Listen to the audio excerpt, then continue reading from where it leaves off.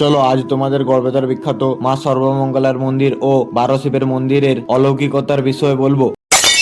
Hello everyone, আজ সকাল সকাল বেরিয়ে গিয়েছিলাম মা সর্বমঙ্গলা মন্দিরে যাওয়ার উদ্দেশ্যে। প্রথমে এসে জুতো খুলে মন্দিরের ভেতরে প্রবেশ করলাম। শোনা যায় এই মন্দিরটি রাজা গজপতি সিংহ তৈরি করেছিল। এই মন্দিরের ইতিহাস অলৌকিক রহস্যের দ্বারা ঘেরা। এই মন্দিরটি প্রায় 500 থেকে 1000 বছরের পুরনো। এই মন্দিরে দেবী মা সর্বমঙ্গলা রূপে পূজিত হয়। তিনি মা দুর্গার এক রূপ। মায়ের এই রূপ অলৌকিক সুন্দর। আদি কথায় শোনা যায় মগধ রাজা বিক্রমাদিত্য এই মন্দিরে অলৌকিক তন্ত্র সাধনা করেছিলেন এবং তিনি তার সাধনায় তাল ও বেতালের সাহায্যে মন্দিরের দিক পূর্বমুখী থেকে উত্তরমুখী করে দিয়েছিলেন। সে একই রকম ভাবে এখনো উত্তরমুখী মন্দিরটি বিদ্যমান। আরো কথা শোনা যায় যে পূর্বে এখানে নরবলি হতো, এখনো এখানে ছাগল বলি ও মহিষের বলি হয়। শোনা যায় কোনো ভক্ত যদি মায়ের কাছে ভক্তি করে কিছু চায় তাকে মা খালি হাতে ফিরিয়ে দেন না। এখানে মায়ের পুজো সকাল থেকে বেলা 1টা পর্যন্ত হয়। তারপর মায়ের অন্নভোগ প্রদান করা হয়। এখানে দুর্গাপুজোর সময় কামান দাগা হয়। মন্দিরটি উত্তর মুখে থাকার কারণে মন্দিরে গর্ভ গিয়ে সূর্যের আলো প্রবেশ করে না। তোমরা এখানে মায়ের অন্নভোগের প্রসাদ গ্রহণ করতে চাইলে সকাল 8টা থেকে 11টার মধ্যে